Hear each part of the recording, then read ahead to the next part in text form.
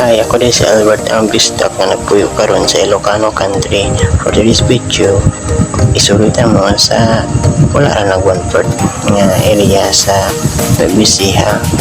So kani siyang palibot is palibutan niya siya o mga bukid-bukid. So may bagyo-bagyo, mag-isod yun sulod ang mga kwanda ni tubig baha.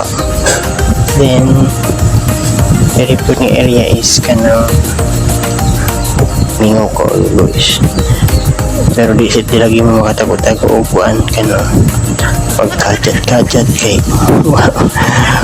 wa may kapuno-puno maalo gid mo lupot kung malibang ka dali nga parts na kita ko kuan patola o di na laya na sayang man kaayo pero naman sa mahimuan na dalit man ko gatta. So padayon ta dalit man ko sa manisya ang di balay upo ka na kayo murag ako uga pa sa uga okay pa.